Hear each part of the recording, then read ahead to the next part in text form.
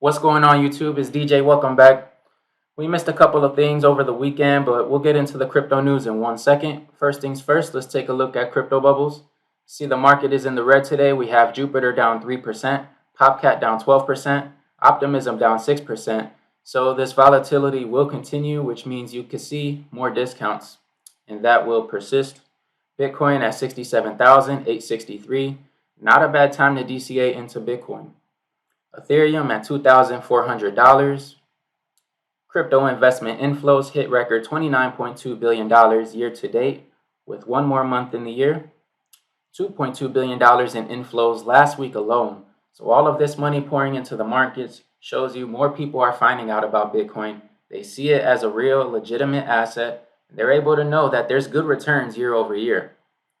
In comparison to like gold and the stock market, here's where analysts expect Bitcoin prices will go under Harris and under Trump.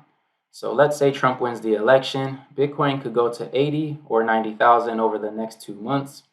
And if Harris wins, Bitcoin could go down to $50,000 and then it'll rebound and go back up.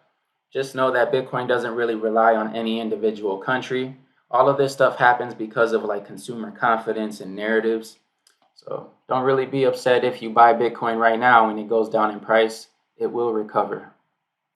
Binance reveals strategy to introduce crypto to the next billion users. Now, I can't imagine how much Bitcoin would be if a billion people enter the market right now. It says the exchange will continue to invest in compliance. He believes this could be a differentiating factor between the behemoths like Binance and smaller platforms, referring to it as a competitive differentiator. Binance invested over $200 million in compliance last year and expects to spend around the same number this year as adoption increases. He expects these costs to continue rising as the coming year will be better than 2024 for the crypto industry. He expects good macroeconomic conditions, a global reduction in inflation, central bank rate cuts, and the emergence of clear regulations, and it'll help crypto push higher. And compliance with a lot of these laws and stuff just makes it a lot more smoother for these crypto companies and for everyone all around. BitGet introduces instant crypto payment service. It says there's a global launch of BitGet Pay, a service enabling instant crypto payments. This development introduces a contactless peer-to-peer payment solution, which is very cool. I think we need more of that. Get the middleman out the way. Michigan Pension Fund invests $10 million in Grayscale's Ethereum ETFs. So reports indicate the state of Michigan retirement system invested over $10 million into Grayscale's Ethereum trust and its mini trust. So I've been telling people not to sleep on Ethereum. I think that even in a bear case, it's going to hit $5,000 in this cycle. Breaking. Circle eyes Hong Kong expansion for USDC stablecoin amid upcoming stablecoin regulations. So all of that stuff is currently being set up in China.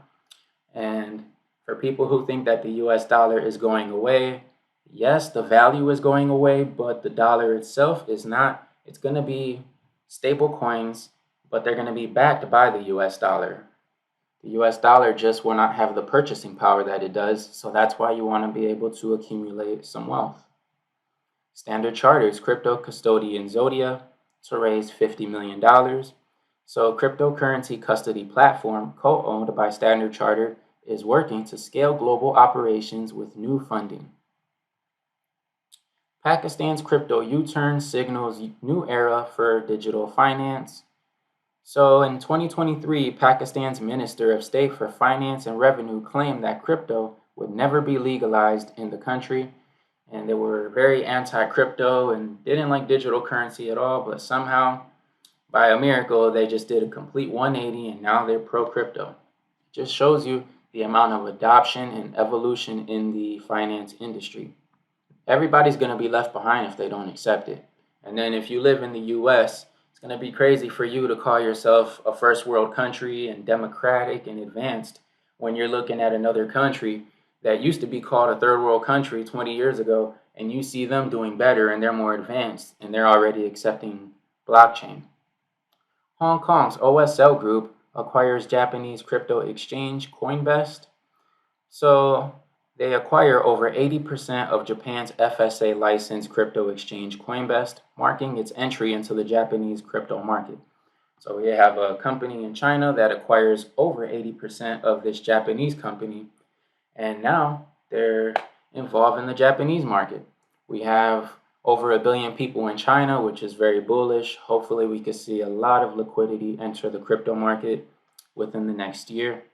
Just continue to stick to your strategy, guys. Kraken launches licensed crypto derivatives service in Australia. It says this is designed to cater to the needs of institutional and large-scale investors seeking advanced trading options in the crypto derivatives market. So this alone just shows you that a lot of these institutions, they just continue to rack up and buy as much Bitcoin as possible.